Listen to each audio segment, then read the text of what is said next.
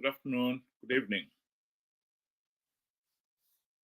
Yesterday, I covered a video of an interview given by war veteran Blessed Geza and some of his colleagues, war veterans too.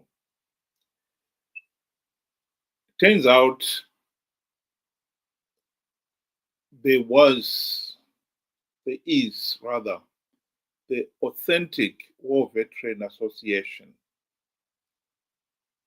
And they have come, they've had their own interview, and they've responded to some of the issues raised by comrade Geza and company. And here is what they had to say.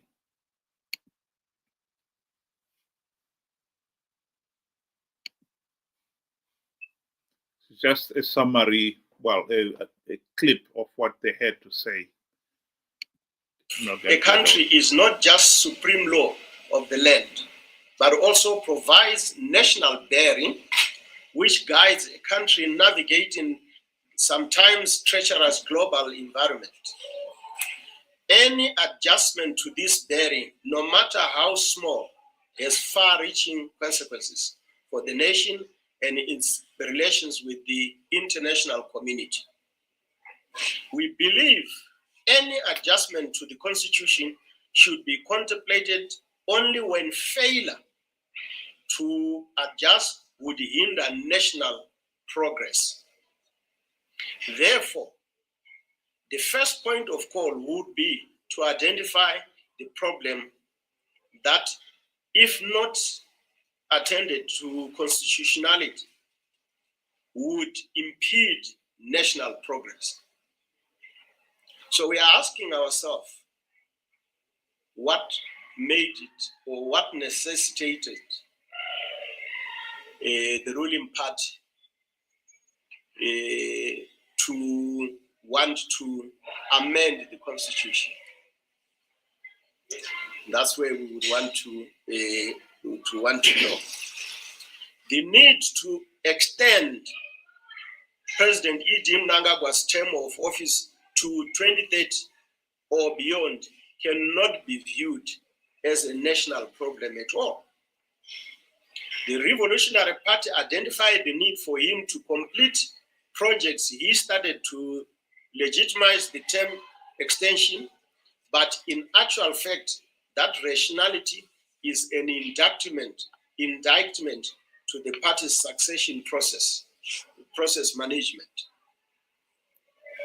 Meaning that I don't think that would justify to extend someone's rule, would justify to tamper with the Constitution. While it is not our place to wade in succession battles in any political formation, it is prudent to jolt Zanu PF's short memory by reminding them of the reasons why military launched Operation Restore Ligas in November 2017. Operation Restore Ligas was an intervention in Zanu PF where political temperatures which were approaching a boiling point. It was that intervention that facilitated the resignation of late former President Mugabe. Hence, it was not a coup, in my view, but donozo. It was just to cool the temperatures. But that is subject for another day. It is now the same poor succession management that is threatening to engulf the nation. We would not want to think that. Listen, I've been exploring a natural approach that has made a significant difference in how my joints feel. Many believe that body pain is inevitable as we age, and that we should just accept the deterioration over time. However, I've found a natural solution that is different from traditional treatments, like painkillers, massage therapy, creams, and my sincere apologies on that one. It is the president who wants to cling to the throne, as was the case with the comrade Mugabe. For he made it abundantly clear that he was a constitutionalist who would respect terms limits set in the Constitution. In our view, it is the party that is taking the people for a ride. They passed a resolution that is ultra-virus to the Constitution without identifying any constitutional problem. That's where our challenge, some of us find ourselves. Because then, if they had found a loophole in the Constitution or a problem in the Constitution itself, they were supposed to amend it, rather than just coming. I'll stop it right there. I think this is a position that every thinking Zimbabwean would have no problem whatsoever in supporting. Zanu PF is at their conference decided that they needed Mnangagwa to stay in power to finish the projects he had started. This is problematic. Number one, Mnangagwa has reached his maximum two-term limits. And so what do they want to do? They want to change the national constitution to allow him to stay. In other words, if Mnangagwa had not reached his term limits, the party would have said, yes, we want him to be our candidate for the next election. But now, since he has reached his term limits, they are going to the national constitution to change it. And I totally agree with the War Veterans Association's position on this matter. If the national constitution says a president can serve a maximum of 2 terms, it is Zanu PF that must come up with a new party leader to take them beyond the 2028 when Mnangagwa has got to step down. And in this particular case, one cannot also deny or fail to realize what the party is actually trying to do.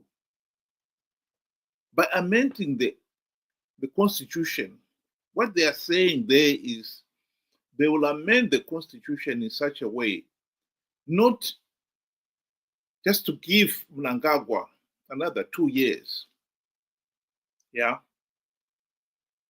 but that he should not be elected. He should not have to contest the elections.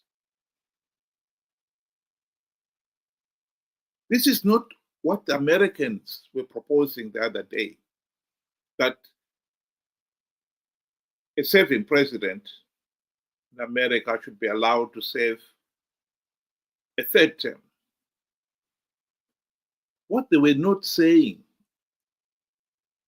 is that he should not have to go to an election process. The people still retain the final say on who governs them.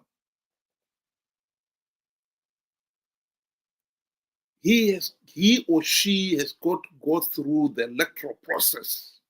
The party may endorse him, but he still has got to go to the national constituency, to the people. The people give you a mandate, a fixed mandate, in our case, of 5 years.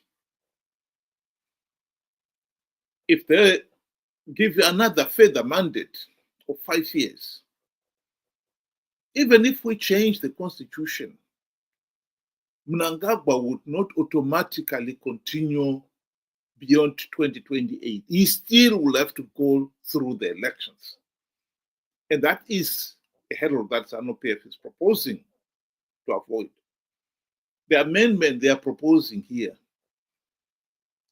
is that Parliament from now on should decide to extend the mandate not only the president, but MPs, senators, and elected local council officials. Parliament, this parliament has endorsed it purely out of selfishness. The carrot to them was, you too will not have to go through an election. And that's why they grabbed it. That's why we've seen Zanu PF MPs and senators endorsing this amendment of the Constitution. Opposition MPs and senators have also endorsed the amendment of the Constitution. I totally agree with comrade Ethan Mathibela's position and this War Veteran Association's position. This has nothing to do with the nation, with the national constitution. Zanu PF is the party's responsibility to find a candidate who will take them in the next election. And it is for the people to decide whether they want that person to lead them. The same applies to the MPs.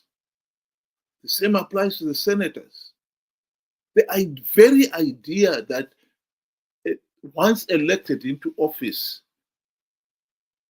the said official can sit up and say, oh, we need more time to carry out what we want to do, and therefore then we'll extend our own mandate, is ridiculous. It's the most pathetic argument you can present.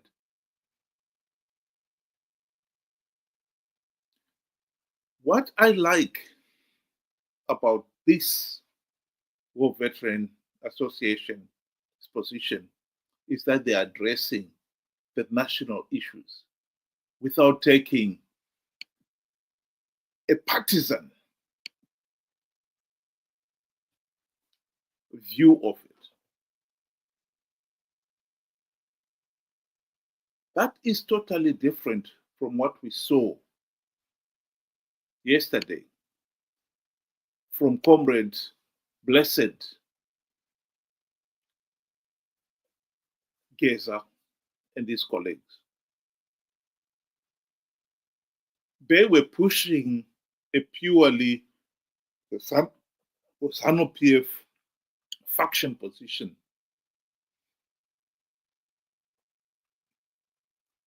They condemned corruption, which everybody has condemned. But one could not help but notice that while they condemned corruption by Mnangagwa and those around him, they were very carefully silent on the fact that VP Chiwenga is just as corrupt, incompetent as all the other Zanu PF leaders.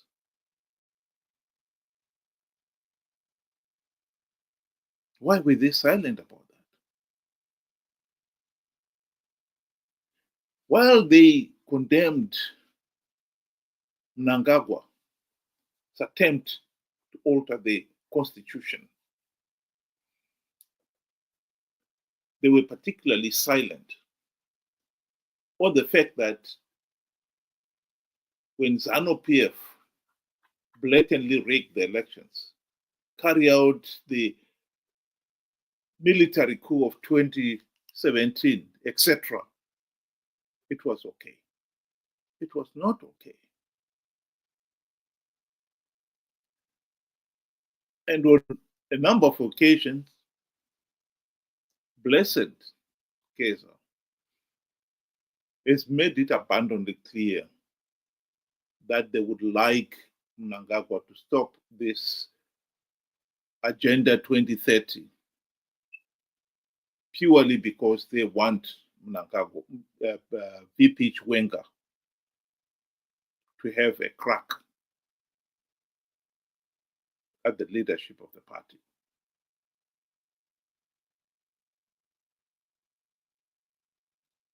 In other words, Blessed Geza and company are trying to woo the ordinary Zimbabweans into supporting their position under the pretext that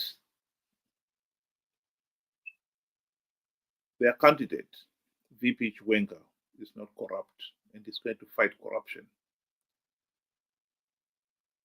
That he is a man of the law who respects the Constitution, when we all know that as much as he waived the Constitution at the start of the 2017 military coup, as soon as he got into power, he threw away the Constitution. In 2018, it was none other than VP Chiwenga himself who was threatening to crush the opposition like lice. And this was just a few days after Zanu PF thugs had murdered an opposition supporter in Kwekwe in cold blood. This is the madness that we have faced in Zimbabwe these last 45 years. Let me reiterate the position here. We are not interested in fighting another Zanu PF factional war, as many of us did in 2017, when we'd been promised by Mnangagwa himself that there would be free, fair, and credible elections, only for him to betray that promise. Zimbabwe is a failed state because we have failed to hold free, fair, and credible elections. And now Zanu PF is dragging the nation even deeper into trouble. Because if Zanu PF is able to amend the Constitution, which will effectively give the power to extend the mandate to govern to the president, the MPs, senators, and the local council, then the nation could easily find itself in a situation where they desperately want to change and they have no power to do so. The only way they can achieve meaningful change is either to go on the street in their millions, or we have another military coup. Either way will only reaffirm the position that Zimbabwe is a pariah state, wholly and politically unstable, run by thugs who are corrupt, incompetent, and utterly useless. And that is a recipe for economic failure It is the explanation why Zimbabwe is a failed state. We want to get out of this mess. And we cannot let Zanu PF hold us to ransom on that issue.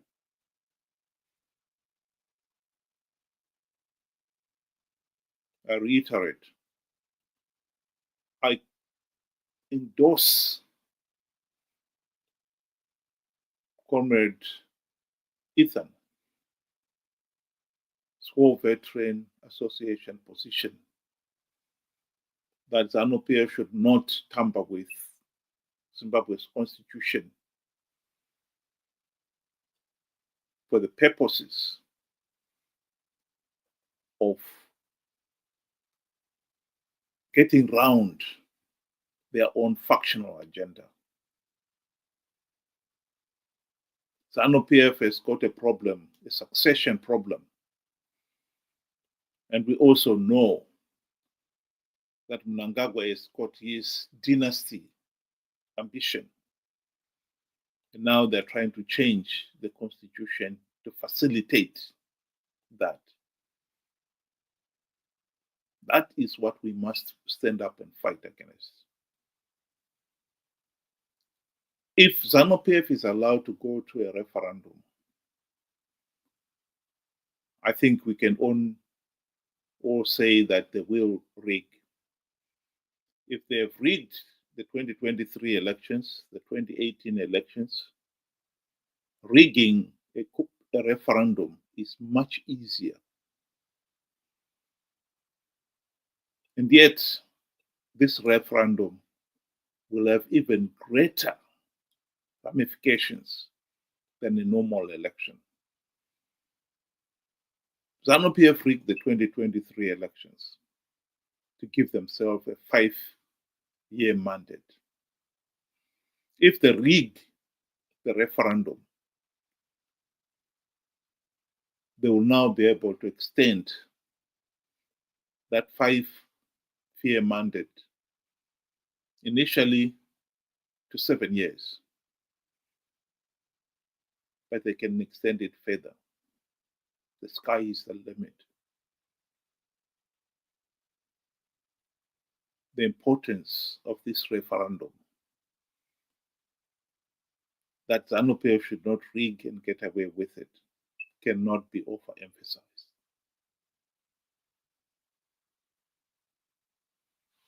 Thank you very much for those of you who are able to join me this evening. I hope you'll be able to do it again tomorrow.